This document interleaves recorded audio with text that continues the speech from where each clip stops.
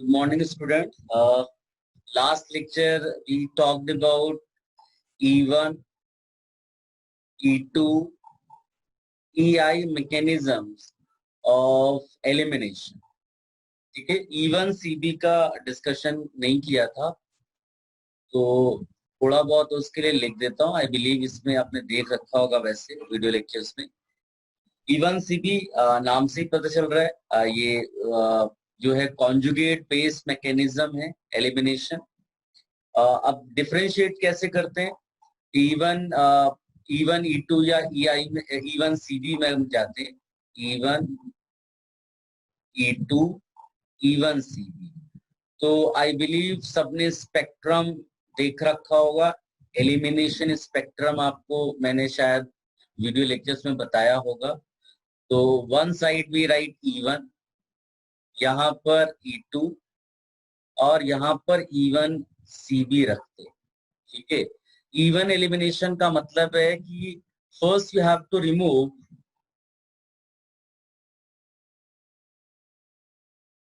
Leaving group, and ये leaving group निकलेगा तो ये कार्बोकेटायन मैकेनिज्म फॉलो करेगा.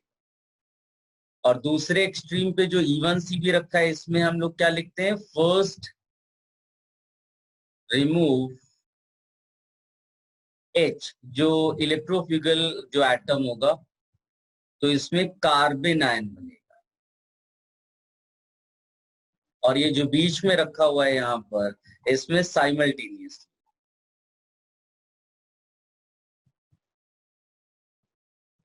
Removal of H and leaving. ठीक है, ये स्पेक्ट्रम है. अगर कंफ्यूजन हो जाए कभी तो मोस्टली E2 फॉलो करता है, तो आप बिना कुछ कंफ्यूज हो आप इसके बेसिस पे आंसर निकाल देना. Mostly E2 will be followed. ज्यादातर केसेस में हम E2 रिएक्शन कराते हैं. ठीक है, अब डिस्कशन या E1 CB का है.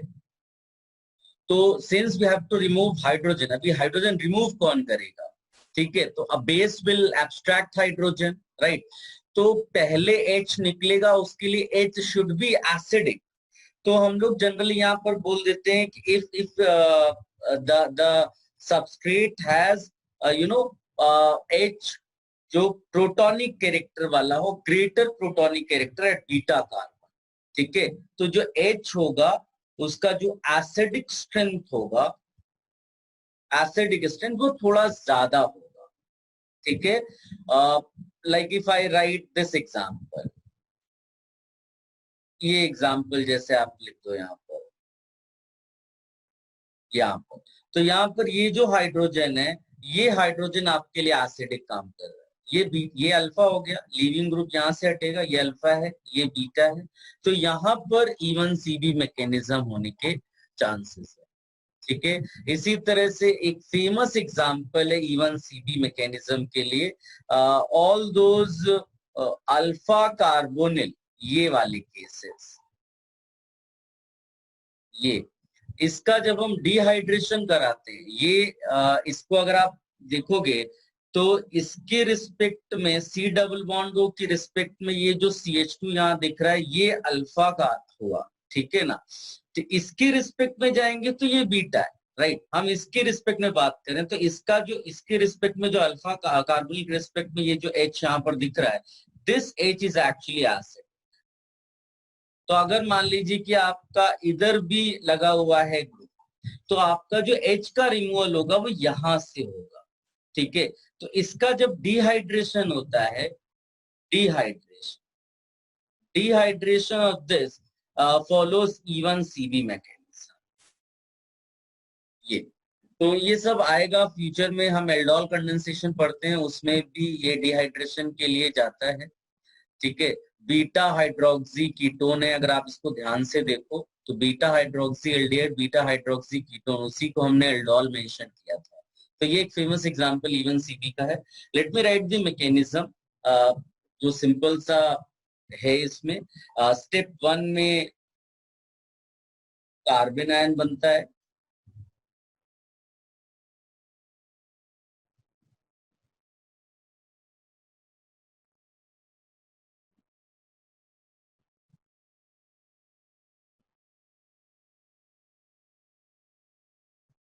ये carbon ion formation. Step 2,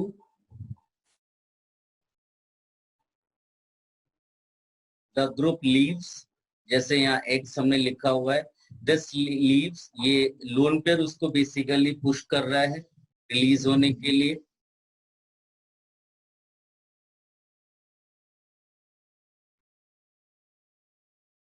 It has been found that in this reaction the second step is slow step, and we all know slow step decides rate, तो ये आपके लिए RDS हो जाएगा, रेट डिटरमाइनिंग स्टेप। ठीक है, तो अगर आप इसके लिए रेट एक्सप्रेशन लिखेंगे, केमिकल काइनेटिक्स रिकॉल करें, रेट एक्सप्रेशन हम स्लोवेस्ट स्टेप से लिखते हैं, तो इसके लिए आप लिख सकते हैं K टाइम्स कार्बन है। अगर इसके लिए आप K2 कंसीडर कर लेते हैं, इसके लिए के इक्विलिब्रियम यहाँ लिख देते, ये रेट कांस्टेंट है और ये इक्विलिब्रियम कांस्टेंट है, आप इसको चाहिए तो K1 और K-1 लिख सकते हैं। ठीक है, फॉरवर्ड के लिए और बैकवर्ड के लिए रेट कांस्टेंट और फिर इक्विलिब्रियम कांस्टेंट, यहाँ के इक्विलिब्रियम लिख। तो ये आपका रेट एक्सप्रेशन यहाँ से आया, बट वी ऑल नो कि रेट एक्सप्रेशन में इंटरमीडिएट नहीं आना चाहिए। ठीक है ना, तभी आपको एक्चुअल रेट एक्सप्रेशन पता चलेगा और ऑर्डर पता चलता है। तो अगर आप पहले वाले से के इक्विलिब्रियम लिखते हैं, तो के इक्विलिब्रियम क्या होगा, carbon ion concentration upon substrate concentration और base concentration, because base we have to use, यहाँ पर एक बेस आप लोगे ना H एब्स्ट्रैक्ट करने के लिए। ठीक है, तो इससे अगर आप कार्बन आयन कॉन्सेंट्रेशन निकालते हो, carbon ion concentration that comes as K equilibrium into concentration of substrate into concentration of base. अब आप इधर सब्स्टिट्यूट कर दो, इधर सब्स्टिट्यूट कर दोगे तो R इज इक्वल टू हो जाएगा K इंटू ये K2, इसको लिख लेते हैं K2 इंटू के इक्विलिब्रियम, और सबस्ट्रेट यहाँ आया और बेस आया। ठीक है, ये दोनों कांस्टेंट है, आप उसको K लिख दो फाइनल, रेट कांस्टेंट और सबस्ट्रेट और बेस, ये बच गया। ठीक है, ये फाइनल रेट एक्सप्रेशन है। ये रेट एक्सप्रेशन क्या हिंट करता है आपको, order of the reaction is actually 2, तो डोंट गेट कंफ्यूज कि वो इवन लिखा हुआ है, इसीलिए आप उसमें ऑर्डर 1 लिखते हैं। ऑर्डर कितना निकला हमारा, ऑर्डर 2 आया। एक्चुअली इस पूरे इसको हम इवन CBR भी लिखते हैं, we write this as even CBR। ये रिवर्सिबल है, जो पहला वाला स्टेप यहाँ पर दिख रहा है। तो अगर जो रेट जो है सेकेंड स्टेप का, वो क्योंकि ये प्रोडक्ट में कन्वर्ट हो रहा है और यही जो कार्बन आयन है वो वापस रिएक्टेंट में कन्वर्ट हो रहा है, तो इट इज इम्पोर्टेंट कि ये प्रोडक्ट में कन्वर्जन, क्योंकि ये स्लो स्टेप है RDS। अगर तुमसे इसमें जैसे वो पूछ ले कि इन दिस केस ये जो हम पढ़ते हैं PKIE, primary kinetic isotope effect, वो इसमें ऑब्जर्व है क्या, तो your answer will be no, because the CH bond, अगर यहाँ हम CH के बदले CD कर देंगे, तो दैट CD और CH bond, that bond is not broken in RDS, so there is no primary kinetic isotope effect in even CBR mechanism। ठीक है, इसको चाहिए तो कॉपी कर लो, and if you have doubts here you please ask.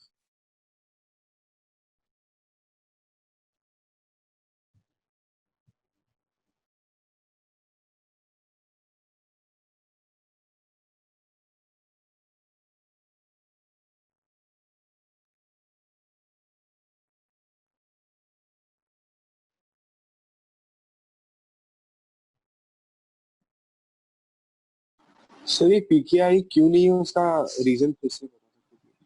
यहाँ पर जो PKIE में हमने पढ़ा था, primary kinetic isotope effect, isotope effect here will be observed only if that isotopic bond, isotopically labeled bond is broken in rate determining step। अगर rate determining step में वो बॉन्ड ब्रेक ही नहीं हो रहा है, तो रेट कैसे इन्फ्लुएंस होगा। ठीक है, तो रेट इन्फ्लुएंस तभी होता है जब वो पर्टिकुलर आइसोटोप वाला बॉन्ड RDS में ब्रेक, और इसमें RDS में ब्रेक नहीं हो रहा है, इसमें तो पहले स्टेप में ब्रेक हो गया। ठीक है, तो यहाँ पर हम वो नहीं ऑब्जर्व करते। Okay sir, thank you.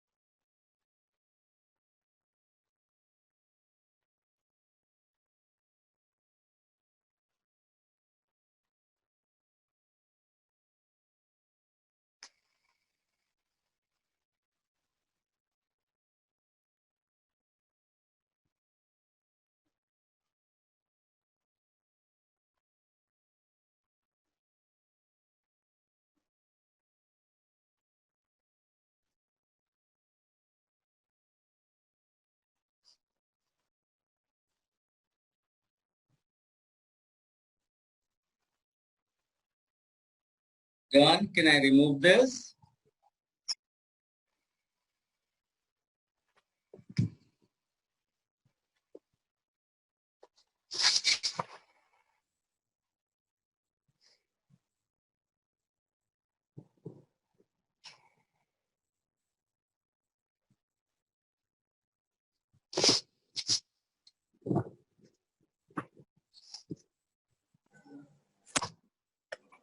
Yes, sir, done. Guys, यहाँ पर प्राइमरी काइनेटिक आइसोटोप इफेक्ट तो ऑब्जर्व नहीं है, बट यहीं पर हम एक लिखते हैं inverse solvent isotope effect. Let me right that.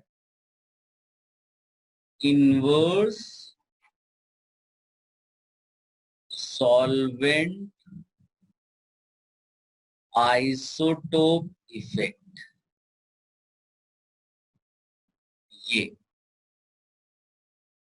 Inverse solvent isotope effect. अब इसका क्या मीनिंग है? इसका ये कॉन्सेप्ट है कि ये पर्टिकुलर रिएक्शन जो दिख रही है ना, इफ यूज H2O के बदले D2O solvent, if D2O is used, if D2O is used, then what will happen? देखो हो क्या रहा है, ये जो कार्बन आयन है ना, ये कार्बन आयन, ये कार्बन आयन में एक्चुअली कंपटीशन दो स्टेप्स का है. एक इसका K-1 जो है वर्सेस K2. क्या ये समझ में आया मैंने ये क्यों लिखा? ये कार्बन आयन कंपीट कर रहा है कि ये स्टेप 2 में जाके फॉरवर्ड जाएगा या स्टेप 1 में बैकवर्ड चला जाएगा, क्योंकि रिवर्सिबल है, राइट. अगर इवन सीबी रिएक्शन पूरा होना है तो जो कार्बन आयन को है वो फॉरवर्ड जाना पड़ेगा, मतलब K2 विनर होना चाहिए. I hope you are getting my point. ठीक है. तो अब अगर तुमने D2O ले लिया तो होगा क्या, ये जो कार्बन आयन है, ये कार्बन आयन वापस कब जाता है, मतलब K-1 कब होता है, when carbon ion takes H from the solvent, right. और अगर तुमने D2O सॉल्वेंट ले लिया, then for carbon ion it will be difficult to abstract D, right. वो अगर रिएक्शन D ले नहीं पाएगा, यानी रिएक्शन बैकवर्ड नहीं जाएगा, तो कौन सा रेट ज्यादा हो जाएगा, ये जो स्टेप 2 का है, यानी एल्कीन बनना ज्यादा हो जाएगा. Getting my point? तो D2 सॉल्वेंट में अगर हम लेंगे तो ये रिवर्स रिएक्शन स्लोअर हो जाती है, ये रिवर्स रिएक्शन स्लोअर हो जाएगी, राइट. तो रेट जो है वो रिएक्शन का बढ़ जाएगा, किसमें? D2O solvent. Getting my point? जबकि नॉर्मल जब हम E2 मैकेनिज्म कर रहे थे उसमें हमने CH से CD बॉन्ड किया तो अपना E2 का रेट कम हो गया. That was primary kinetic isotope effect. यहाँ प्राइमरी काइनेटिक आइसोटोप तो इफेक्ट नहीं है, लेकिन इन रिवर्स सॉल्वेंट आइसोटोप इफेक्ट मिल रहा है. उसमें D2O जैसे ही सॉल्वेंट लोगे तो रिवर्स रिएक्शन स्लो हो जाएगा, तो यानी कि जो कंपटीशन है वो सेकंड स्टेप विनर हो जाएगा, और सेकंड स्टेप विनर होगा तो E1 CP का रेट बढ़ जाएगा. Getting my point? ये भी आप लिख लो. इफ यू वांट मैं नोट भी दे सकता हूं, आप पूछ लो.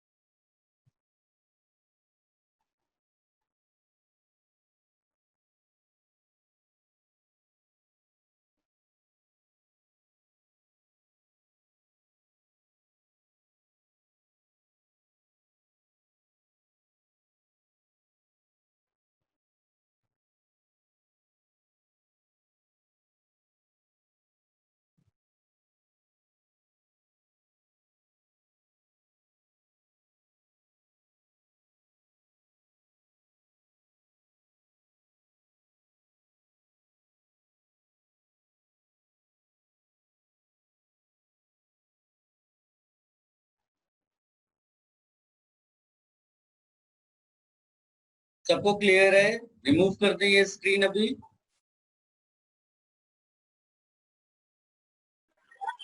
Yes, sir. Very good.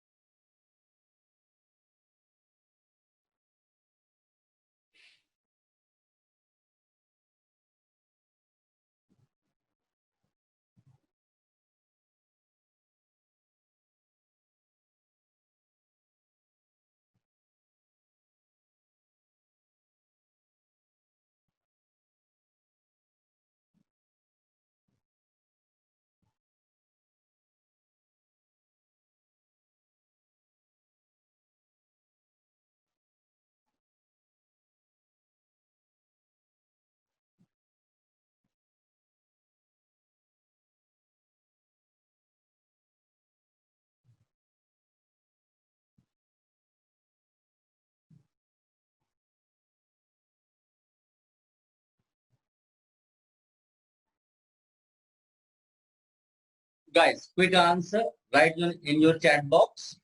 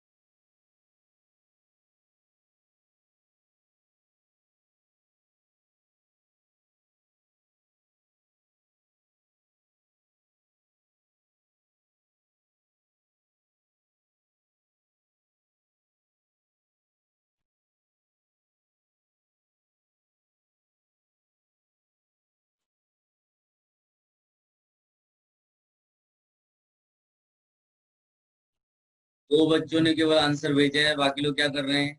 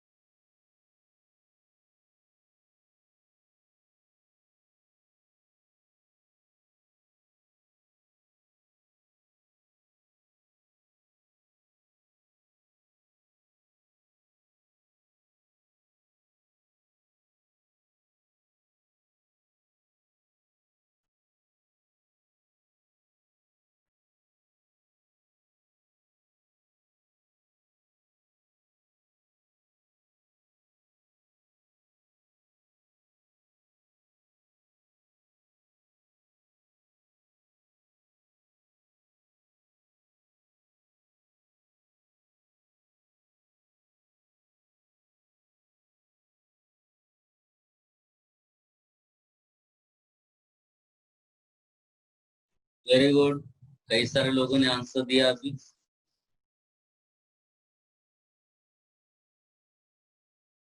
अक्षत, Aman, Spandan, Vishal, very good. Sarvagya, very good.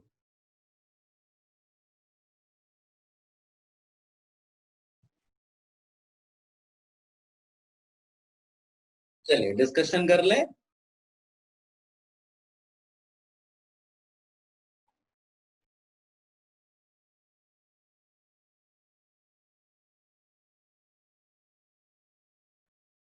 Guys देखिए,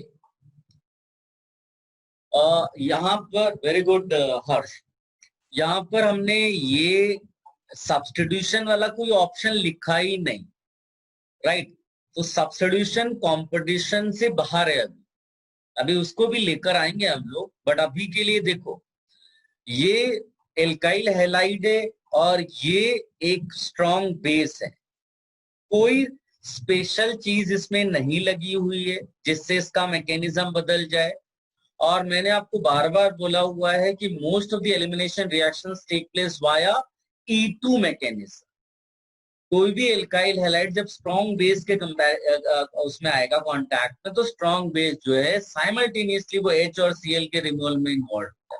तो यहाँ पर जो मैकेनिज्म फॉलोड है वो E2 mechanism, E2 via E2। याद रखना, अगर तुम्हें E1 वर्सेस E2 सोचना है तो जो सबस्ट्रेट होता है, लेट अस से आपने सबस्ट्रेट एक ले लिया प्राइमरी एल्काइल हैलाइड, एक सबस्ट्रेट चूज किया तुमने सेकेंडरी एल्काइल हैलाइड, एक सबस्ट्रेट तुमने चूज किया tertiary alkyl halide, right? E1 में क्या होगा? You will write carbocation, E1 में कार्बोकेटाइन लिखोगे, एंड कार्बोकेटाइन किसका ज्यादा स्टेबल होता है? टर्शरी के लिए। तो इसका मतलब है tertiary greater than secondary greater than primary. ये हो गया रिएक्टिविटी यानी रेट का ऑर्डर E1 के लिए। लेकिन अगर तुमसे कोई E2 पूछ ले, E2, तो E2 होगा क्या? E2 होगा one step reaction. Getting my point? अब उसमें वन स्टेप रिएक्शन में तो इंटरमीडिएट की स्टेबिलिटी तो चेक नहीं कर सकते, तो क्या करें? तो यहाँ पर एल्कीन कैरेक्टर आप देखोगे, जो ट्रांजिशन स्टेट होगा उसमें एल्कीन कैरेक्टर आएगा। एल्कीन कैरेक्टर का मतलब है you just check the stability of alkene. तो अगर तुम इसे एल्कीन कोई बनाने को बोले तो एल्कीन टर्शरी वाले के लिए ऐसा होगा, सेकेंडरी वाले के लिए ऐसा होगा, ये सेकेंडरी वाले के लिए हो गया, और प्राइमरी वाले के लिए ऐसा हो गया। तो अगर आप देखोगे तो अल्फा एच किस में ज्यादा है? स्टेबिलिटी चेक कर लो आप। तो ये इसके रिस्पेक्ट में देखो, यहाँ पर 6 अल्फा एच दिखेगा, यहाँ पर तुम्हें 3 अल्फा एच दिखेगा, राइट? और यहाँ पर जा रहे हो तो कोई अल्फा एच। तो सबसे ज्यादा जो स्टेबिलिटी मिल रही है तुम्हें वो ये वाले एल्कीन के लिए मिल रही है, तो इसका ट्रांजिशन स्टेट ज्यादा स्टेबलाइज करेगा। तो इसके लिए E2 के लिए भी जो रिएक्टिविटी ऑर्डर है that is tertiary greater than secondary greater than primary. That means you fail to decide reactivity E1 or E2 on the basis of substrate. I hope आप मेरी बात समझ पा रहे होंगे। यानी कि आपको सबस्ट्रेट से पता नहीं चल पाया कि E1 मैकेनिज्म फॉलो हुआ या फिर E2। तो अगर सबस्ट्रेट डिसाइड नहीं कर पा रहा है तो फिर किसको पिक्चर में लेंगे? ये तो सबस्ट्रेट था। दूसरा फैक्टर क्या होगा यहाँ पर? Of course reagent, base, right? तो बेस अगर तुमने स्ट्रॉन्ग ले लिया, स्ट्रॉन्ग बेस, अगर तुमने स्ट्रॉन्ग बेस चूज कर लिया तो strong base will not allow the formation of carbocation, क्योंकि वो स्ट्रॉन्ग बेस है, वो इमीडिएट एच एब्स्ट्रैक्ट करेगा, वो वेट नहीं करेगा कि पहले पूरा बीआर लीव कर जाए। जैसे ही बीआर लीव करना शुरू करेगा सेम टाइम पे एच एब्स्ट्रैक्शन शुरू हो जाएगा, यानी स्ट्रॉन्ग बेस E2 मैकेनिज्म करा देगा। And if you select weak base, weak base can not abstract H easily, इसीलिए पहले कार्बोकेटाइन निकल जाएगा फिर एच जाएगा, तो वीक बेस से क्या हो जाएगा? E1। तो कितना आसानी से आप पता कर लोगे। सबस्ट्रेट से पता नहीं चल पा रहा था, सीधे सीधे आप बेस देख लो। आप देखो NaNH2, NH2 माइनस एनाइनिक बेस है, of course it is considered as good base. So alkyl halide primary हो, सेकेंडरी हो या टर्शियरी हो, अगर मेरे को एलिमिनेशन प्रोडक्ट लिखना है and you have taken a strong base, तो यहाँ पर स्ट्रॉन्ग बेस का मतलब ही हो जाएगा अपने लिए E2 मैकेनिज्म। आई होप ये आप समझ पाए होंगे। इसको भी आप लिख लेना, ठीक है, कि on the basis of substrate we are not able to find E1 और E2 mechanism, so we take the help of base. Strong base E2, weak base favours E1 mechanism. Quickly you copy this, फिर मैं आप questions discuss करता हूँ further.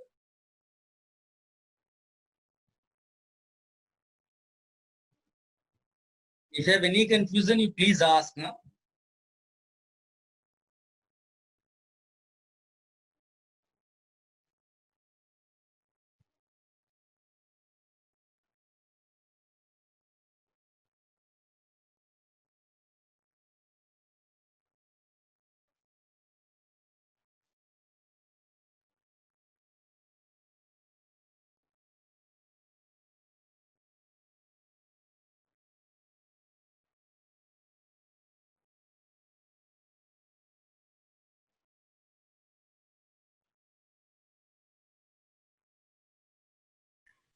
Sir first वाले में major product क्या होएगा? फर्स्ट वाले में जो क्वेश्चन के फर्स्ट वाले में बोल रहे हो?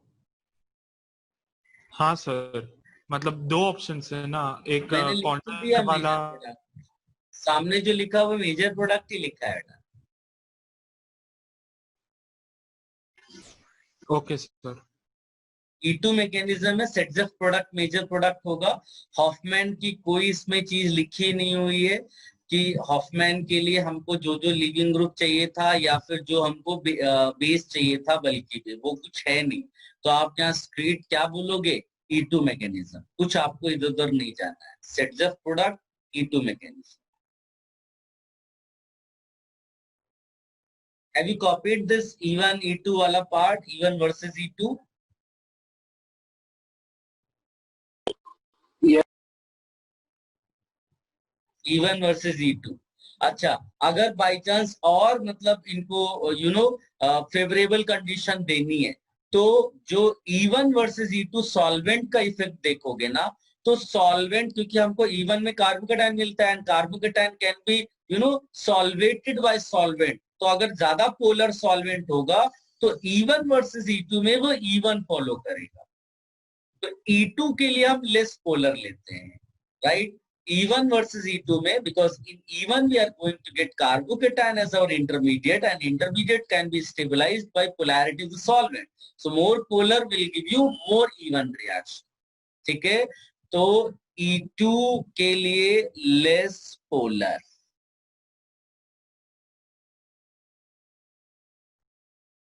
Solvent.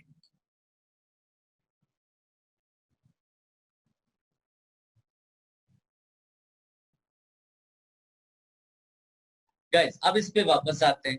ये तो बहुत आसान मैंने आपको दे दिया है. यहाँ पर ये डिहाइड्रेशन है. जो डिहाइड्रेशन होता है, dehydration of alcohol, dehydration of alcohol follows E1 mechanism. E1 mechanism mostly. अगर प्राइमरी एल्कोहल हो गया, यहाँ पर सेकेंडरी होगा या फिर टर्शरी होगा. ठीक है? प्राइमरी होगा या सेकेंडरी होगा या टर्शरी होगा, या फिर क्राउडेड जो प्राइमरी एल्कोहल हो वो. और नॉर्मल अगर प्राइमरी एल्कोहल हो गया तो E1 मैकेनिज्म फॉलो होगा, बट जो प्रोडक्ट होगा वो रीअरेंजमेंट वाला ही मिलेगा. इसलिए अपने आप को कंफ्यूज नहीं करना, हमेशा E1 जैसा रिएक्शन करा के आप करा देना, you will get correct answer. I believe आपने वीडियो लेक्चर्स देखा होगा, उसमें सब क्लैरिटी से मैंने बताया हुआ है. ठीक है? कि प्राइमरी में एल्कीन जब बन जाता है E1 मैकेनिज्म के थ्रू, फिर उसमें वो एल्कीन वापस प्रोटोनेट हो जाता है. ठीक है? और जब एल्कीन प्रोटोनेट होगा तो डेफिनेटली कार्बोकेटाइन मिलेगा, और वो कार्बोकेटाइन पुराने वाले से ज्यादा स्टेबल होगा. ठीक है? तो इसमें कोई कंफ्यूजन हो तो पूछ लेना. ये सीधे सीधे E1 मैकेनिज्म है. E1 mechanism. इस वाले को देखो, ये EI mechanism. EI mechanism. Sir मतलब डिहाइड्रेशन ऑफ अल्कोहल के लिए हर बार E1 ही होगा है? तुमने ध्यान से सुना नहीं, मैंने क्या बोला? मोस्टली. और उसके बाद मैंने बोला, यहाँ लिखा भी है कि सेकेंडरी एंड टर्शरी के लिए dehydration of alcohol is always E1 mechanism. When you talk about primary alcohol, primary alcohol के लिए मैकेनिज्म जो है वो E2 फॉलो होता है, because there carbocation is not stable. लेकिन जो भी एल्कीन बनेगा, वो एल्कीन बाद में वापस प्रोटोनेट हो जाता है. Let me show you. ये मुझे लगा आपने देख रखा है, सब वीडियो लेक्चर में बताया हुआ है. ये मान लीजिए दिया हुआ है, ये ऐसा मैं लिख देता हूं. ये मान लीजिए दिया हुआ है. ठीक है? अब ये जो है प्राइमरी एल्कोहल है, ये इसका कार्बोकेटाइन अनस्टेबल है. तो अगर तुमको इसमें डिहाइड्रेशन बोला जाएगा तो तुम बोलोगे इसमें E2 मैकेनिज्म फॉलो होगा, मतलब आपको ये एल्कीन मिल गया. बट अगर ये तुम आंसर लिख कर आओगे तो ये आंसर गलत है, बिकॉज इट इज बिलीव कि ये जो एल्कीन है ना, ये H+ की प्रेजेंस में, क्योंकि अभी भी प्रेजेंस है, ये प्रोटोनेट हो जाता है. और जब ये एल्कीन प्रोटोनेट होगा, यानी H+ एल्कीन पे अटैक करेगा, तो ये CH3 CH2 CH+ ऐसा कार्बोकेटाइन बनता है. प्लीज नोट, यहाँ और यहाँ में डिफरेंस है. यहाँ प्राइमरी कार्बोकेटाइन मिल रहा है और वो अनस्टेबल है तो बन ही नहीं पाता, जबकि यहाँ तुम्हें सेकेंडरी कार्बोकेटाइन डायरेक्ट मिला बाय प्रोटोनेशन ऑफ एल्कीन. और अगर ये मिल गया, इसके बाद जो एल्कीन होगा, हीटिंग इफेक्ट तो है ही है, तो आपको ये प्रोडक्ट मिलेगा. तो ऐसा लग रहा है कि ये कार्बोकेटाइन बना होगा, फिर रीअरेंज किया होगा, फिर डबल बॉन्ड यहाँ आया, बट ऐसा हुआ नहीं. हुआ क्या एक्चुअली में, पहले E2 मैकेनिज्म फॉलो हो गई, और फिर जो एल्कीन मिला, that alkene is protonated. and as a result we get secondary carbocation and then you get alkene जो कि ज्यादा स्टेबल alkene है। तो इसको ध्यान से आप चाहिए तो अपने एग्जांपल में लिख लो, क्योंकि मैकेनिज्म स्टार्टिंग में E2 फॉलो हुआ but we are not getting product of E2, actual product ये E1 जैसा ही है बट वो उसका स्टेज बदल गया, स्टेप्स बदल गए। Any confusion? No, sir. No, sir. Understood. Sir, when is protonation of alkene to be done? Repeat, what did you say? When is protonation of alkene to be done? When is, whenever you get alkene and if H plus is present, protonation will take place. देखिए, you select any alkene, जैसे मैं ये alkene मैंने आप याद को starting में तुम्हें HBr HCl की रिएक्शंस पढ़ाई हुई हैं, इसका प्रोडक्ट ये बनता है। तो उसमें लेकिन मैंने आपको क्या बताया कि एल्कीन जो होता है उसके पास पाई इलेक्ट्रॉन डेंसिटी है। Since high pi electron density, attacking reagent must be an electrophile.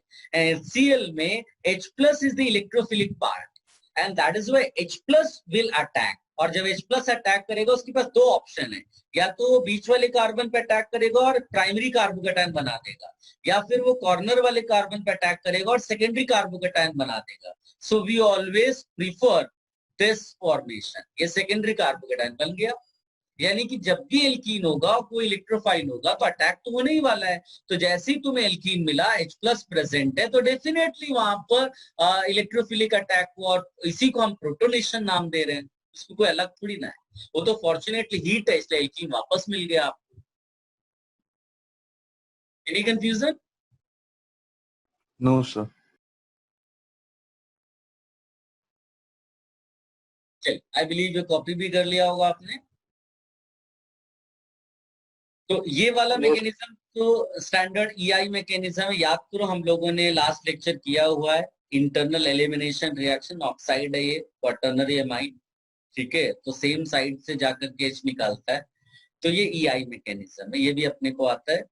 ये वाला स्टैंडर्ड अभी मैंने बताया एग्जांपल कि जब भी अल्फा कार्बोनिल वाला केस हो जाए तो बहुत चांसेस है, क्योंकि ये एसिडिक वाला हाइड्रोजन है, तो यहाँ पर इतना ज्यादा एसिडिक स्ट्रेंथ हो गया कि ये H पहले निकल जाता है। और जब H पहले निकल जाएगा तो कौन सी मैकेनिज्म फॉलो हो जाएगी?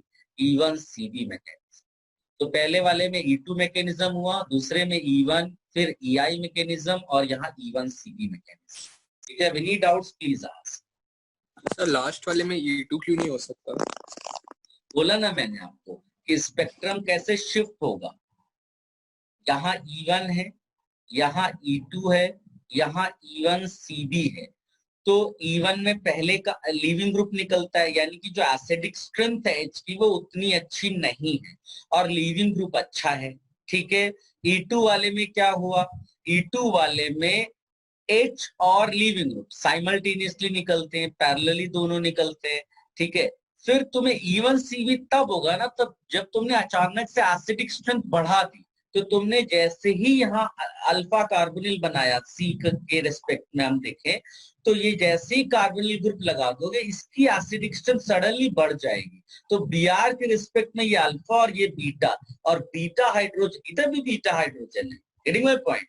तो लेकिन ये बीटा हाइड्रोजन अचानक से एसिडिक हो गया, और अगर एसिडिक हो गया तो पहले H निकल जाएगा, इसीलिए E1CB mechanism. Yes sir, got it.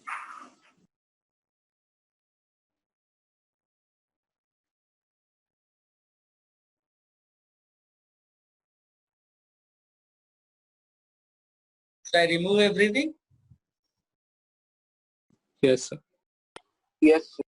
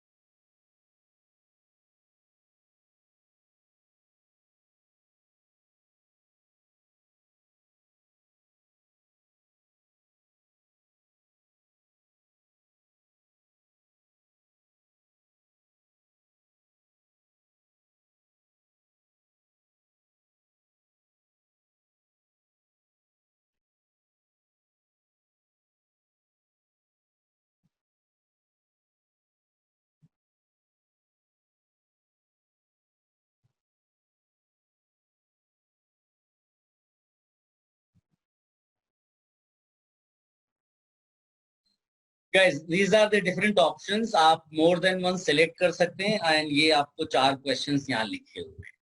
Quick.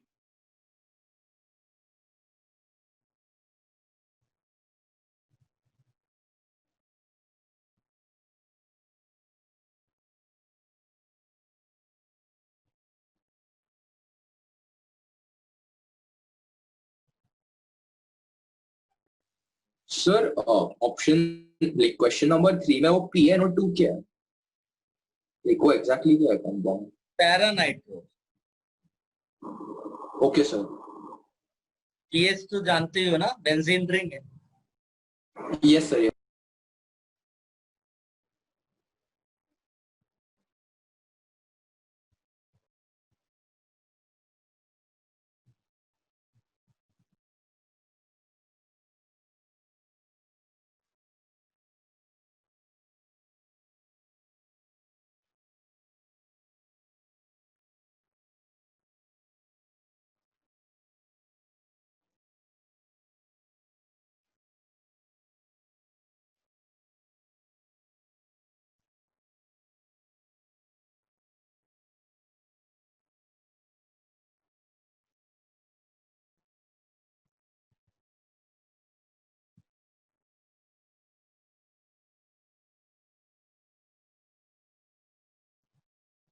Very good अमान, बड़ा बड़ा आंसर दिया तुमने। मोर देन वन सिलेक्ट कर सकते हो, हाँ? मैं बार बार बोल रहा हूँ।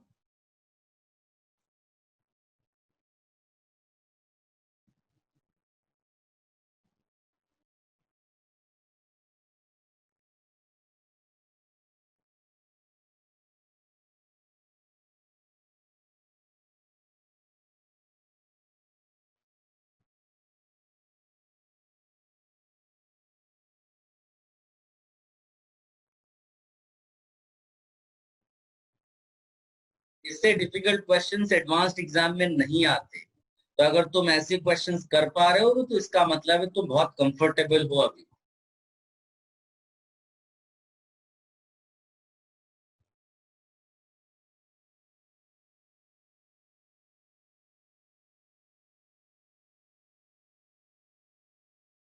गाइस सब लोग आंसर दो, आप लोग बैठे हुए हो, आंसर फटाफट दो। अमान देखो कितना क्विक है।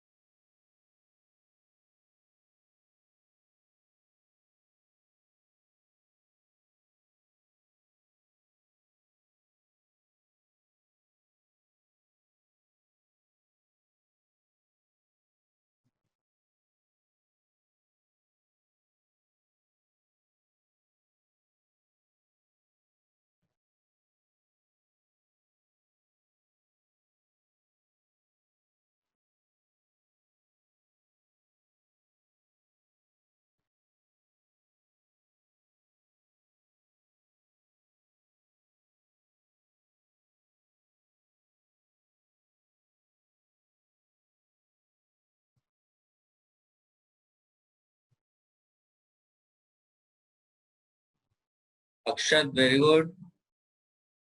बाकी लोग भी कुछ आंसर दें।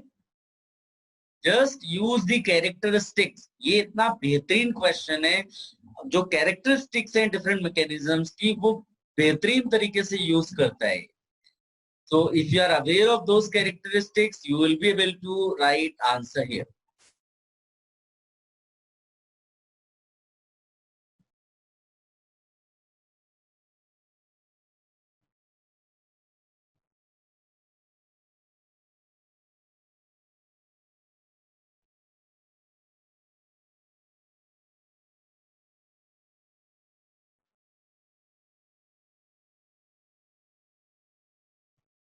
तो कुछ ना कुछ आंसर सब लोग लिखो, ऐसे काम नहीं चलेगा। और स्पंदन, सर एक मिनट सर, एक हाँ, आप नोट्स रिफर कर सकते हो, you refer your notes but you find answer.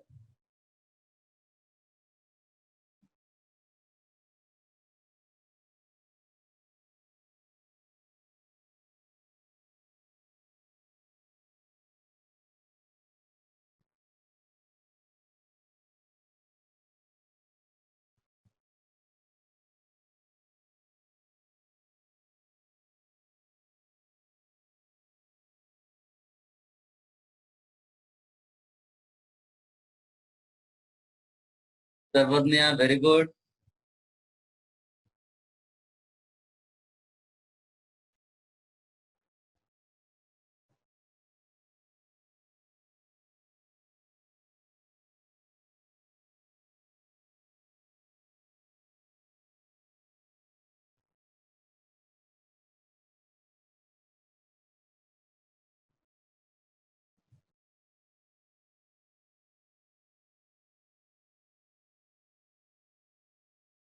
Very good Aditya, very good हर्ष।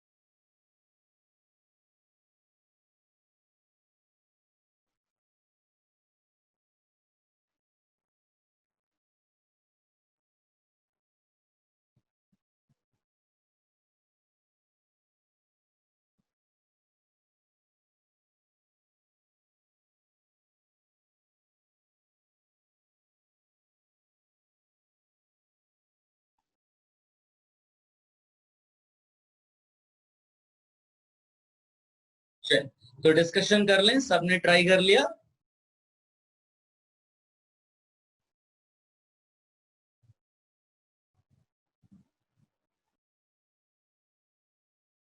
देखिए, पहला वाला देखो क्या लिखा हुआ है, this alkyl halide on treatment with alcoholic KOH gives this as the major product, right. अब आप देखो ये लिविंग ग्रुप है, ये यहाँ पर बीटा है, ये यहाँ पर बीटा है, ये अल्फा कार्बन है। अगर यहां से CD निकालेंगे तो डबल बॉन्ड यहाँ आ जाएगा, CH निकालेंगे तो डबल बॉन्ड यहाँ आ जाएगा। We all know that CD bond is stronger than CH bond. तो अगर तुम यहाँ निकालोगे तो रेट स्लो होगा, और अगर यहां निकालोगे तो रेट फास्ट होगा। लेकिन ये कब होगा? When CH and CD these bonds are broken in RDS, in which case RDS involves breaking of CH or CD bond. Answer is E2 mechanism. Getting my point? और वो अगर कह रहा है कि CD बॉन्ड तोड़ना डिफिकल्ट है और CH वाला मेजर प्रोडक्ट दे रहा है, इसका मतलब E2 मैकेनिज्म। तो इसमें कौन सी कैरेक्टरिस्टिक यूज की आपने? Primary kinetic isotope effect that says CD bond breaking is difficult and the rate will be slow. So the product formation from here will be, जो रेट होगा that will be very slow. तो rate slow मतलब product की जो quantity बनेगी इसमें बहुत कम हो, तो मेजर प्रोडक्ट वो बोल रहा है इधर ही बनेगा। तो ये E2 मैकेनिज्म। आप सेकेंड वाले को देख लो, कहता है इसका और इसका रेट सेम है, इसका मतलब उसको कोई फर्क नहीं पड़ रहा है ना, आपने CD तोड़ा है या CH तोड़ा है। Getting mind? और ये बहुत सिंपल है फिर तो, इवन मैकेनिज्म में कार्बोकैटायन होता है, ठीक है। And RDS does not involve, RDS does not involve what? Breaking of CH और CD bond.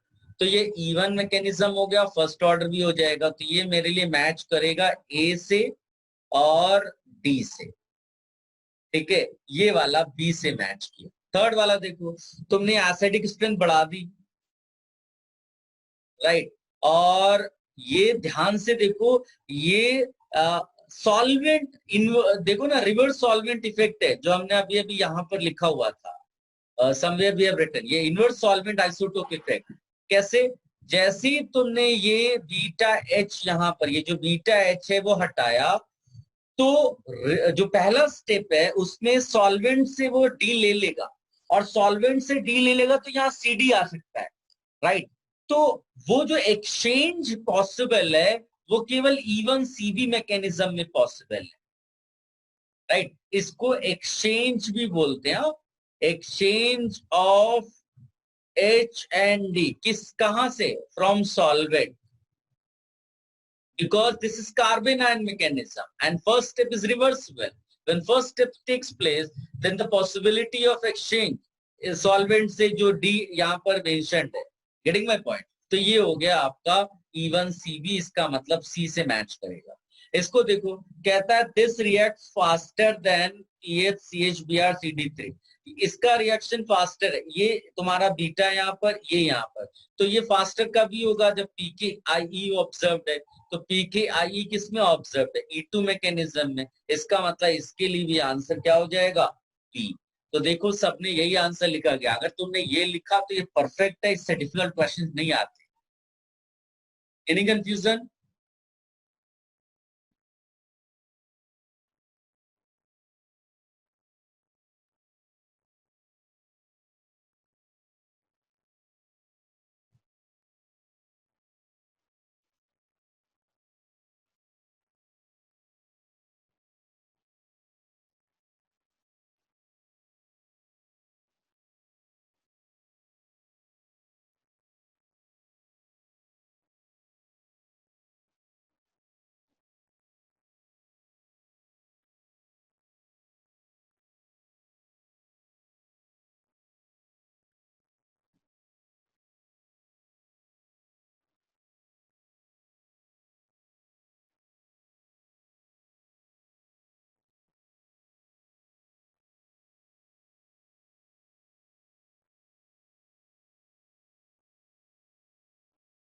Should I remove this screen?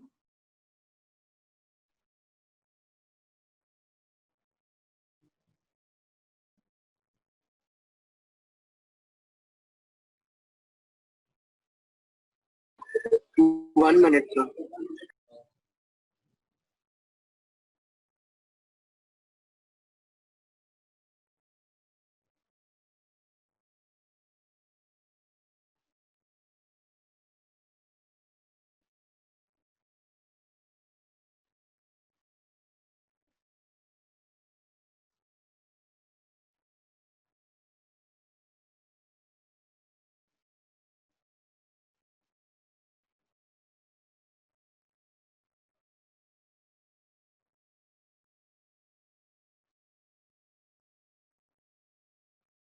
Yes, sir.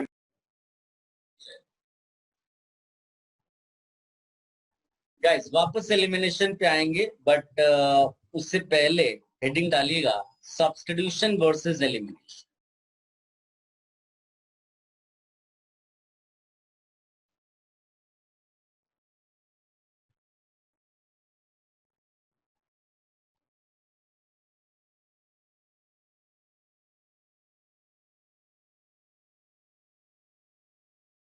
देखिए बहुत क्लोज कंपटीशन होता है।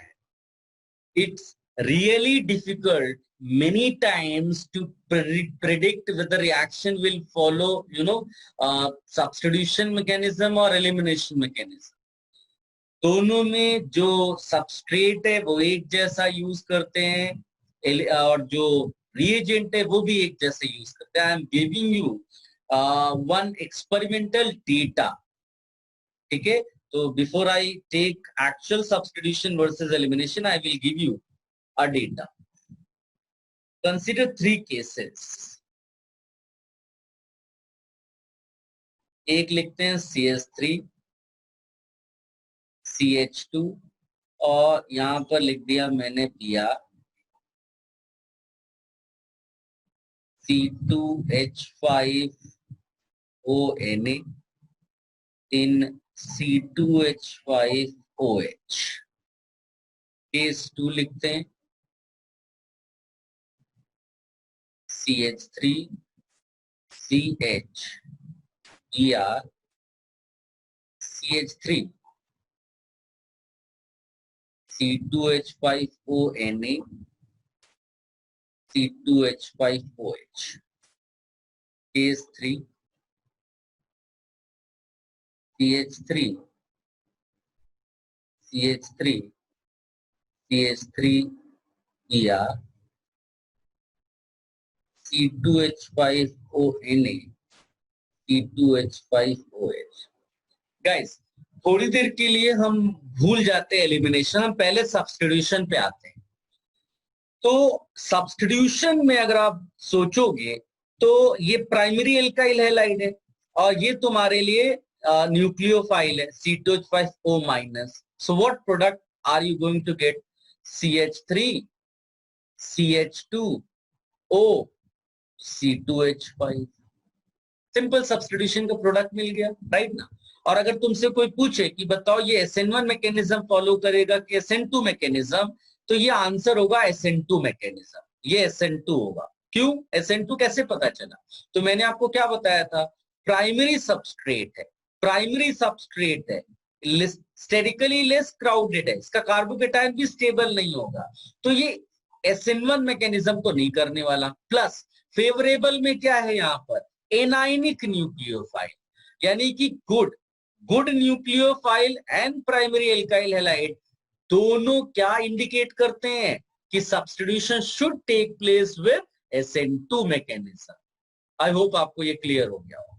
अच्छा, अगर ये SN2 मैकेनिज्म है तो SN2 mechanism second order reaction will compete with elimination E2 mechanism. Getting my point? यानी कि यहां कंपटीशन होगा SN2 वर्सेस E2 का। यानी एलिमिनेशन का अगर प्रोडक्ट लिखोगे तो वो E2 मैकेनिज्म से तुमने लिखा, ये E2 मैकेनिज्म से एलिमिनेशन प्रोडक्ट बन गया आपका। ये तो मैंने थियोरेटिकली बताया। एक्सपेरिमेंटल डेटा ये है कि ये जो पहला प्रोडक्ट है ये करीब मिलता है तुम्हें 90% और ये मिलता है 10%। अगर सेम मैनर में मैं सब जगह प्रोडक्ट लिखूं, वन प्रोडक्ट सब्स्टिट्यूशन प्रोडक्ट, तो यहां पर OC2H5 लगा दो, ईथर, प्लस एलिमिनेशन प्रोडक्ट मिलेगा CH2 double bond CH CH3। Experimental data इसका है करीब ये 79% मिलता है, सॉरी उल्टा लिख दिया मैंने यहां पर, ये करीब मिलता है 21% और ये मिलता है 79%। और इसका एक्सपेरिमेंटल डेटा भी लिखते हैं, पहले प्रोडक्ट लिख देते हैं। One product is substitution product, तो जस्ट C2H5 लगा दो, remove Br, and another product is elimination product, तो बस डबल बॉन्ड आप बना दो। ऐसा एक्सपेरिमेंटल डेटा है, ये करीब 5% और ये मिलता है 95%। क्लियर है? तो ये तो क्लियर है कि ये सब्स्टिट्यूशन वर्सेस एलिमिनेशन था, SN2 वर्सेस E2 कर दिया। बट अब एनालाइज करते हैं जो डेटा लिखा हुआ है। देखो सिंपल है, तुमने यहाँ टर्शियरी किया, टर्शियरी एल्काइल हैलाइड किया, तो ये SN2 रिएक्शन तो नहीं जाएगा, है ना। SN2 जो होगा इसके लिए बहुत कम होगा, ये स्टेरिकली क्राउडेड है बट स्ट्रॉन्ग न्यूक्लियोफाइल है। स्ट्रॉन्ग न्यूक्लियोफाइल होने से क्या हो रहा है कि वो SN2 की तरफ ही जाएगा अगर जाना होगा, बट ये उसको अलाउ नहीं कर रहा है, तो यानी हमारे लिए लगभग नो रिएक्शन की तरफ जा रहा है। तो देखो 5% प्रोडक्ट उसको इंडिकेट करता है, यानी सब्स्टिट्यूशन ऑलमोस्ट नहीं हो रहा है, जो भी हो रहा है वो एलिमिनेशन हो रहा है। एलिमिनेशन में क्या होता है कि beta hydrogen will be eliminated, यहाँ बीच में डबल बॉन्ड बना दो, राइट। ये पूरा डेटा एनालाइज करने के बाद ये पता चलता है कि अगर तुमको इस टाइप का सेकेंडरी एल्काइल हैलाइड मिल जाए और ये C2H5O- टाइप का बेस मिल जाए, तो भी आपको एलिमिनेशन वाला प्रोडक्ट मेजर प्रोडक्ट मिलेगा। तो ये इसको स्टार मार्क करके रख लेना, ये डेटा आपके काम आएगा बिकॉज सेकेंडरी हेलाइड है। सेकेंडरी हेलाइड एलिमिनेशन में भी जा सकता था और सब्स्टिट्यूशन में भी जा सकता था, बट ये डेटा आपको गाइड कर रहा है हियर एलिमिनेशन इज प्रिफर्ड। तो अभी मैं जब आपको यहाँ डिस्कशन करूंगा तो और ज्यादा क्लैरिटी आएगी, but before that you copy this data.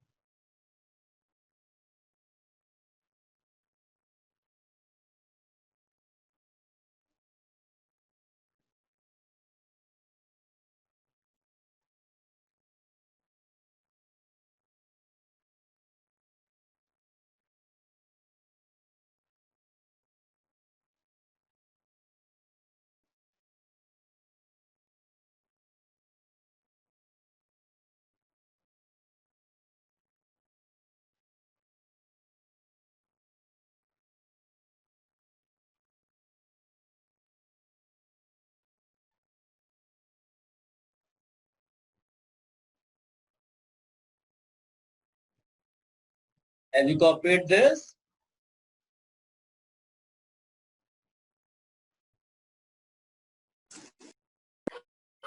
Yes, sir.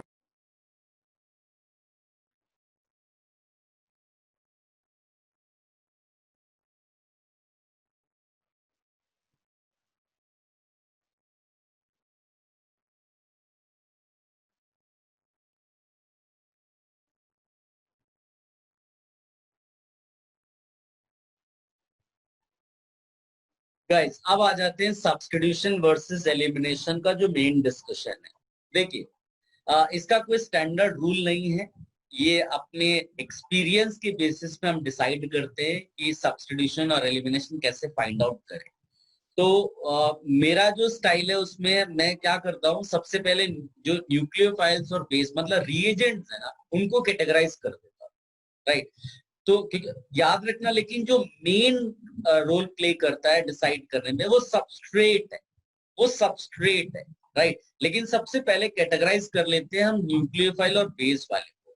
तो आप न्यूक्लियोफाइल लिखो या बेस लिखो, उसमें पहला जो टाइप आप लिख सकते हो, पहला टाइप जो होता है वो न्यूट्रल वाला होता है, न्यूट्रल वाला होता है। न्यूट्रल जैसे आप H2O ले लो, राइट, जैसे आप CH3OH ले लो, जैसे आप C2H5 ले लो। मोस्टली जो न्यूट्रल वाले होंगे उनके लिए आप बोलोगे ये वीक है। क्या वीक है? वीक न्यूक्लियोफाइल भी है और वीक बेस भी है। ये पहली कैटेगरी ले लेते हैं, राइट। दूसरी कैटेगरी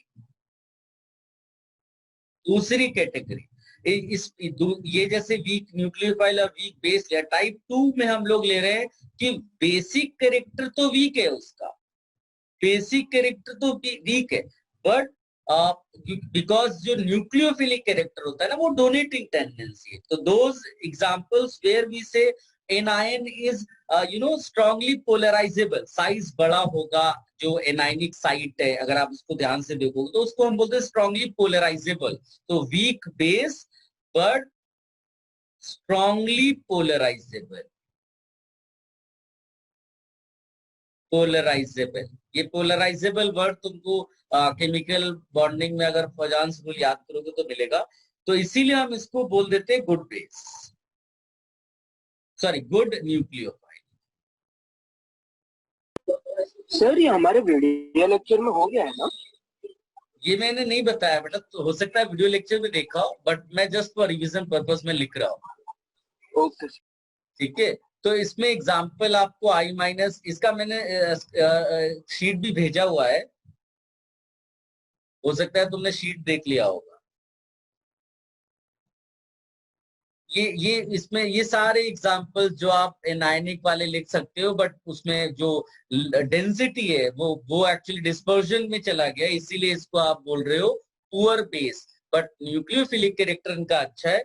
CN माइनस भी इसमें आप लिख सकते हो। All these are the examples of good nucleophiles. Type 3 वाला जो आता है उसमें जैसे ये जो एग्जांपल मैंने लिखा था ना, इसमें ये जो C2H5O माइनस है ये टाइप 3 वाली कैटेगरी में आता है। टाइप 3 में जो होता है वो good base and good nucleophile, इसीलिए सबसे डिफिकल्ट ये वाला केस है। यहां पता करना बहुत मुश्किल हो जाता है क्योंकि दोनों कैरेक्टर यहां पर डोमिनेट करते हैं, राइट। इसी और इसका example C2H5O minus famous example है। इवन इसमें NaNH2 याद करो, अभी हमने एक एग्जांपल लिखा हुआ था, इसमें देखो NaNH2 दिखाया था, ये देखो ना E2 लिख दिया था। तो ये आपका गुड बेस और गुड न्यूक्लियोफाइल दोनों कैटेगरी में आ रहा है। NaNH2 लिख दिया है, इवन OH माइनस भी लिख सकते हैं, OH माइनस। ये थोड़ा सा इसको स्टार मार्क करके लिखता हूं क्योंकि इसमें आपको थोड़े चेंजेस भी मिलेंगे। इसमें आप चाहेंगे तो एमाइंस भी डाल सकते हैं, एमाइंस यहाँ पर SN2 के लिए। फिर आता है टाइप 4 कैटेगरी, ये हिंडर्ड बेस होता है, स्ट्रांगली हिंडर्ड। हिंडर्ड बेस में जैसे टर्शरी ब्यूटॉक्साइड, टर्शरी ब्यूटॉक्साइड ये हो गया। तो अगर ये हिंडर्ड होगा तो भाई ये तो पुअर न्यूक्लियोफाइल होगा ना, बट बेस बहुत अच्छा है, बेस बहुत अच्छा है लेकिन पुअर न्यूक्लियोफाइल है। तो इससे, क्योंकि अगर आपका बेसिक कैरेक्टर डोमिनेट करेगा तो एलिमिनेशन होने के चांसेस है, अगर न्यूक्लियोफिलिक कैरेक्टर डोमिनेट करेगा तो सब्स्टिट्यूशन होने के चांसेस है। ये है substitution versus elimination. As I told you, सबसे इंपॉर्टेंट होता है सबस्ट्रेट, इसीलिए मेन आंसर उसी से डिसाइड होता है। लेट अस से if I right here primary substrate, primary substrate, तो प्राइमरी सबस्ट्रेट अभी अभी हमने एलिमिनेशन के लिए लिखा हुआ था। बेटा अमान अपना वीडियो बंद करो। प्राइमरी सबस्ट्रेट अभी अभी हमने यहाँ पर डिस्कशन किया था थोड़ी देर पहले कि जो E1 E2 है ना, दोनों एलिमिनेशन जो होता है वो tertiary greater than secondary greater than primary follow करता है, tertiary greater than secondary greater than primary.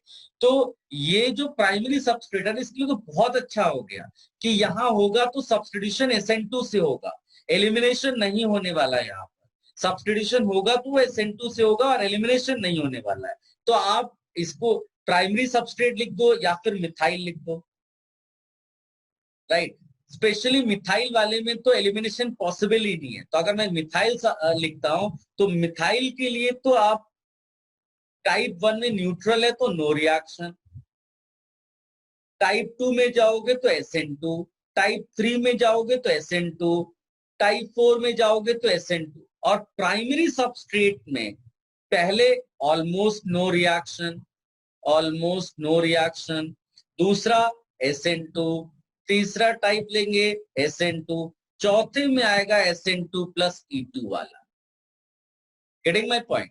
SN2 plus E2 वाला, इसमें भी SN2 है SN2 प्लस E2 है। अभी जो एक्सपेरिमेंटल डेटा मैंने आपको दिखाया ना, ये देखो ना प्राइमरी है और ये टाइप 3 वाला है, और देखो SN2 versus E2, but percentage में देखो आपको डिफरेंस पता चला, क्लियरली विनर है कौन? SN2, ये टाइप 3। ठीक है, अभी यहीं पर सेकेंडरी सबस्ट्रेट चूज करो।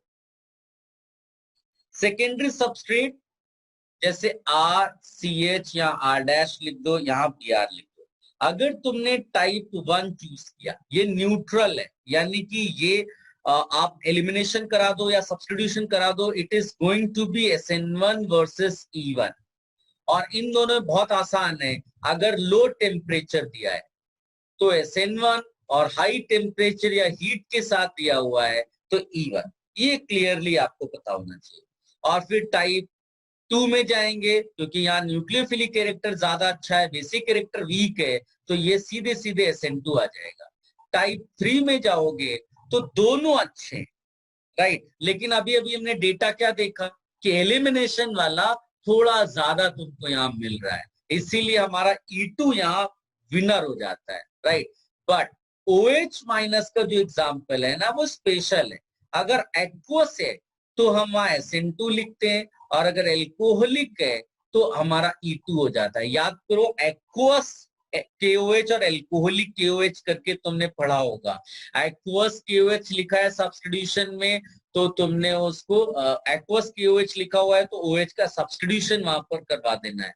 और अगर एल्कोहलिक लिख कर दे दिया तो एलिमिनेशन। इसका मतलब, जैसे मैं अगर एग्जांपल इधर उठा लूं, लेट मी राइट दैट, ये अगर ऐसा दिया हुआ है CH3 CH BR CH3, और यहाँ पर मैंने ले लिया KOH इन वाटर, तो ये लिटिल मोर पोलर है। तो अगर मैं एलिमिनेशन वर्सेस सब्स्टिट्यूशन बोलूं तो एलिमिनेशन जो है वो नॉन पोलैरिटी की तरफ जाता है, डबल बॉन्ड बनता है उसमें, तो वो लेस पोलर सॉल्वेंट होगा तो ज्यादा इफेक्टिव होगा। तो अगर मैंने ऐसा दे दिया यहाँ पर, तो मैं ऐसा KOH और यहां मैंने लिख दिया एल्कोहल, राइट। और अच्छा हो जाएगा अगर तुमने बेस भी वैसा ही ले लिया कॉन्जुगेट, ये राइट। इसमें ऑफ कोर्स सब्स्टिट्यूशन, इसमें एलिमिनेशन, इसमें एलिमिनेशन, और एलिमिनेशन का परसेंटेज और बढ़ गया इसमें लास्ट वाले में। तो इसको बोलते हैं हम लोग एक्वस KOH, इसको बोलते हैं, स्टैंडर्ड एग्जांपल है एक्चुअली एल्कोहलिक KOH। ये बोर्ड लेवल पे बहुत इंपॉर्टेंट है, aqueous KOH and alcoholic KOH, तो उसको आप लिख लीजिएगा। ये हो गया। टाइप 4 में एकदम क्लियर है, सॉरी ये टर्शरी वाले में, अच्छा इसमें टाइप 4 रह गया। टाइप 4 में आप E2 क्लियरली लिख देंगे। टर्शरी वाले में टर्शरी लेंगे तो फिर से वही बात हो गया, अगर टाइप 1 वाला तुमने न्यूक्लियोफाइल या बेस लिया तो फिर से E1 versus SN1, high temperature E1, low temperature SN1। उसके बाद अगर तुमने टाइप 2 ले लिया, टाइप 2, ये बिकॉज टर्शरी वाला सबस्ट्रेट है तो ये सब्स्टिट्यूशन में SN2 तो नहीं होने वाला है, यानी कॉम्पिटिशन होगा तो SN1 वर्सेस E1 होगा, और वीक बेस ये भी है तो SN1 वर्सेस E1 यहाँ पर लिख देंगे, SN1 वर्सेस E1, राइट। और टाइप 3 और टाइप 4, टाइप 3 और 4 दोनों E2 वाला केस हो जाएगा, राइट। ये आप चाहिए तो कॉपी कर सकते हो, और अगर ऑलरेडी आता है तो I can give you questions, फिर आगे बढ़ो।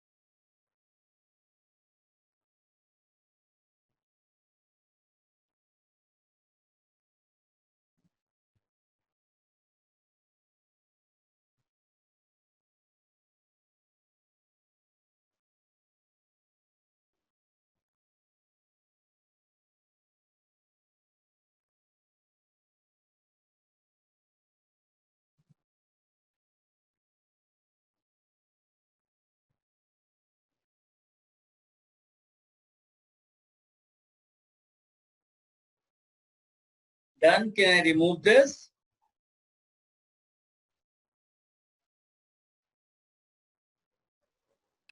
One second, sir.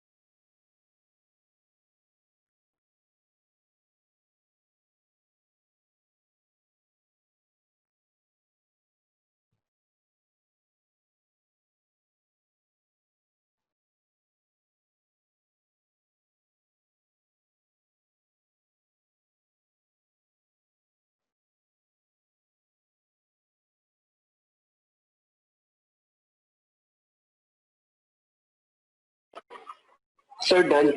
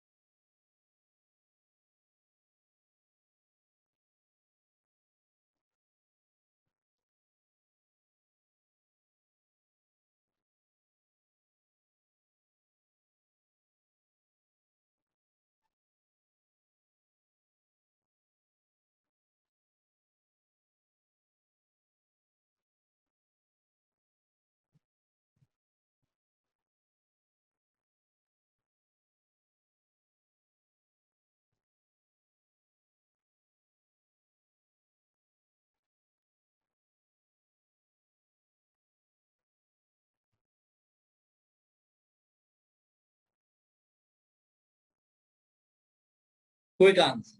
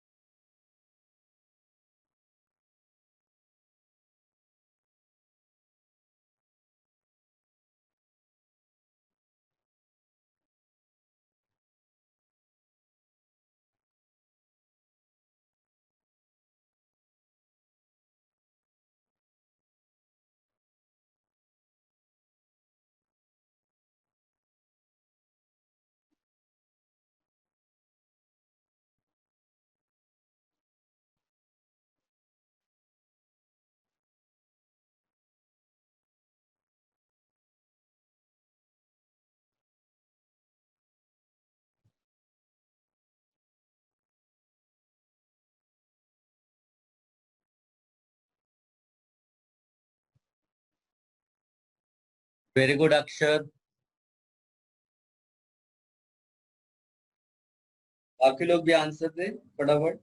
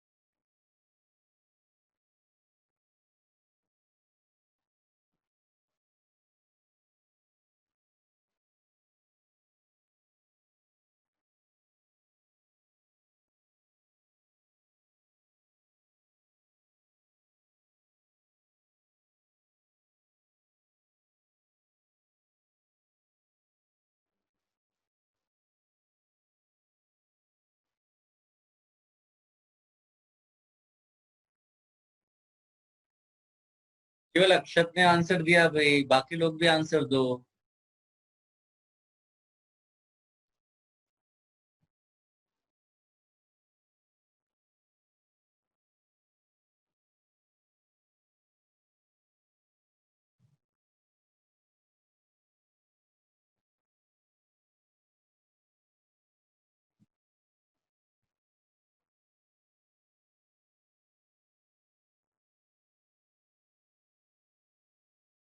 Sir 1 minute.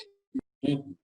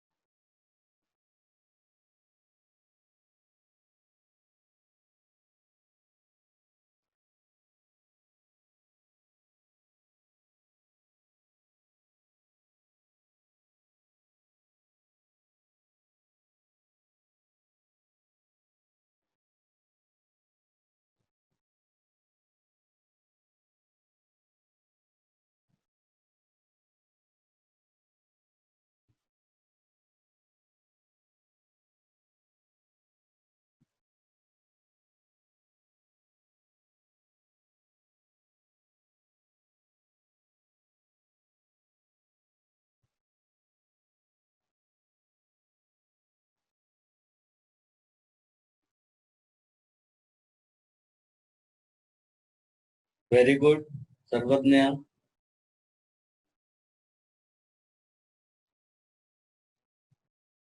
ये और आंसर्स दो।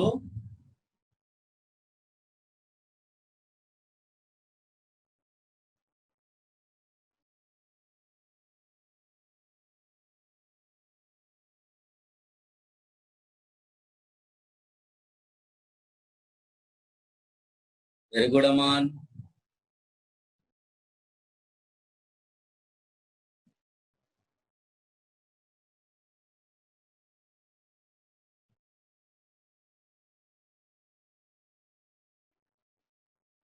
वेरी गुड स्पंदन।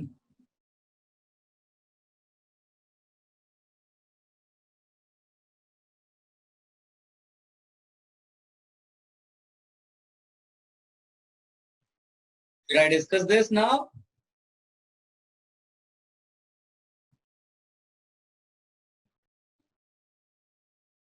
Very good, Harsh. Very good, Sanika.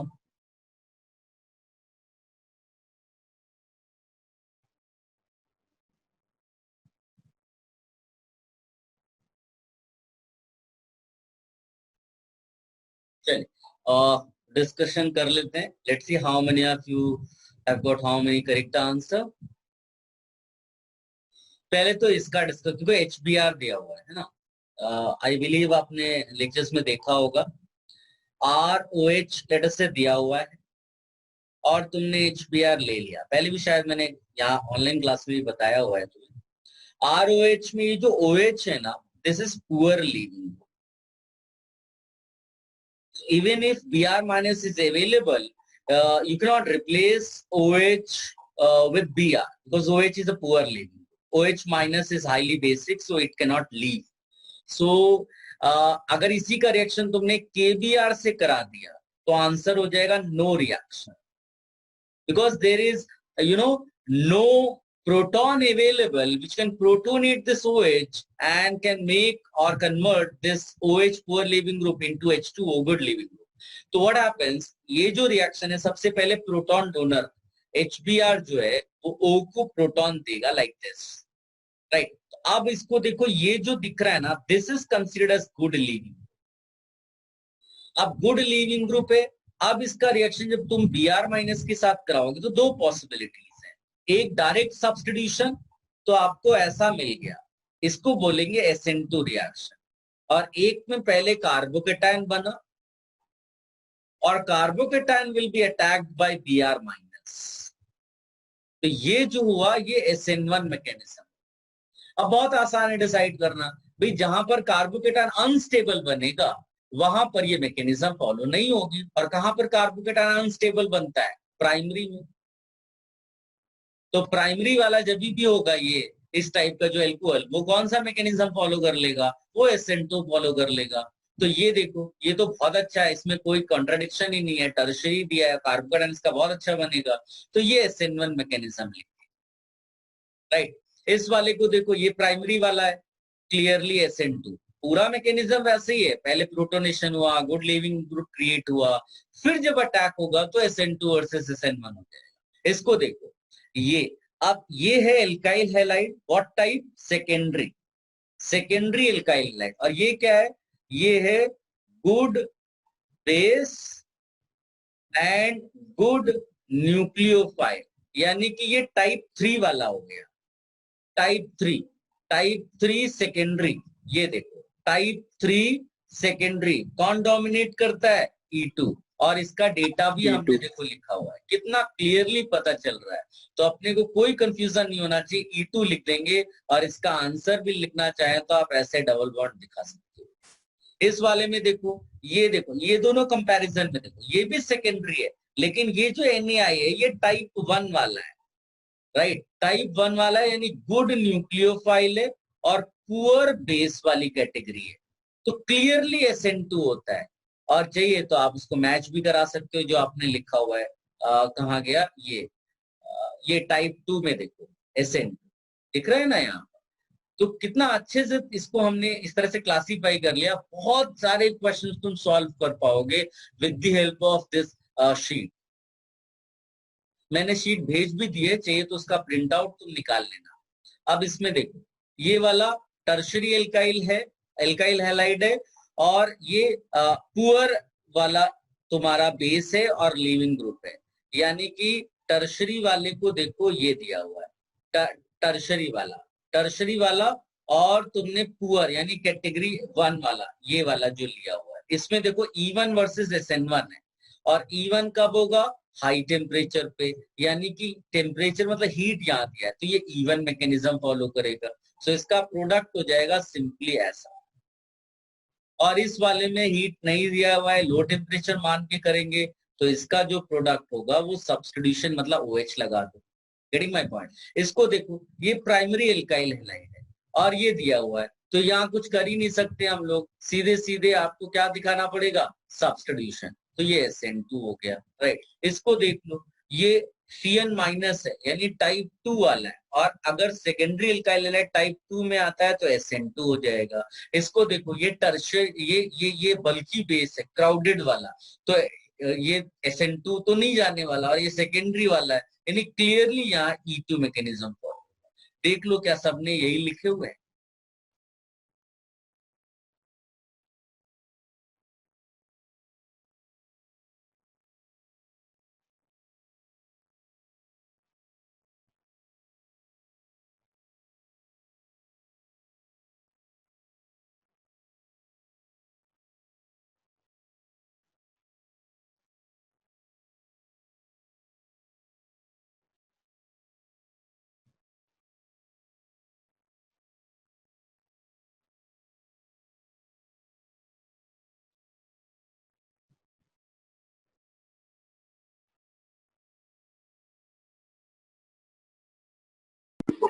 Sir 8 वाला SN1 आना चाहिए ना? एट्थ वाला सेकेंडरी एल्काइल हैलाइड है और CN तो माइनस tertiary है ना? टाइप 2 में बिलोंग करता है। ये देखो, CN माइनस टाइप 2 ओके में। सर, सर देखने में मिस्टेक हो गई, हाँ सर। ओके, टाइप इसीलिए मैंने स्टैंडर्ड एग्जांपल भी वहां डाल दिए कि कोई कंफ्यूजन ना हो जाए।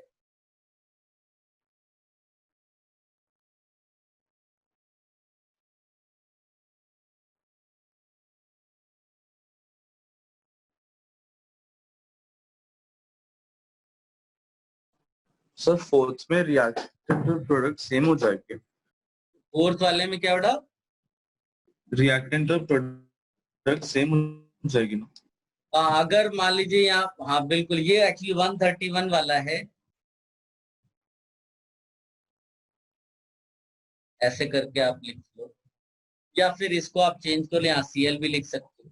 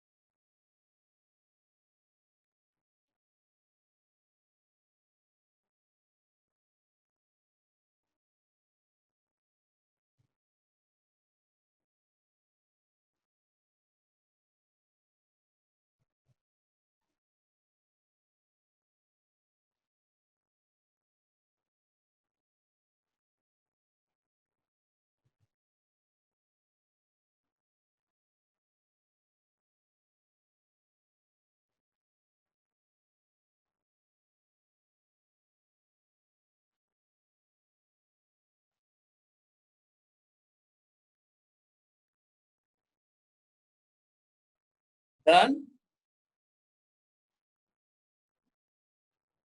यस।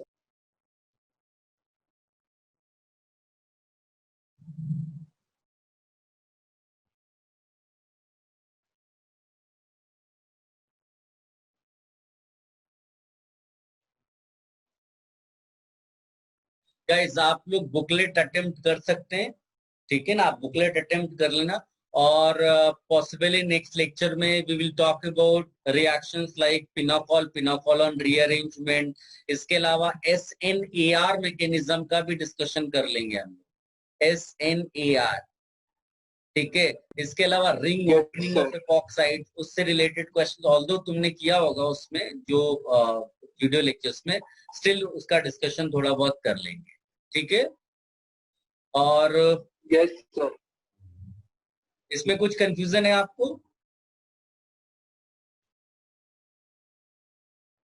नहीं है तो फिर no sir. Sir alpha elimination कभी फेवर्ड होएगा? हाँ, वो मैंने जो तुमको शीट भेजी हुई है ना, उसमें देखना मैंने दिया हुआ है। उससे प्राइमरी सबस्ट्रेट में अगर तुम्हारा हाइड्रोजन अवेलेबल ही नहीं है बीटा पोजीशन पे, तो अल्फा एलिमिनेशन होता है, बट सिलेबस वाइज अपने उसमें नहीं है। ओके, ठीक है ना। स्टार्टिंग में अगर देखोगे तो अल्फा एलिमिनेशन के एक दो रीअरेंजमेंट वाले क्वेश्चंस मैंने दिए होंगे वीडियो लेक्चर्स में, तो सिलेबस वाइज नहीं है। अगर कभी मिलता है तो पूछना, फिर बात करेंगे, है ना उस पे, क्योंकि कंफ्यूजन हो जाएगा अगर सब एक साथ डाल दोगे आप। ठीक है सर। चलिए, yes sir. Okay, thank you sir.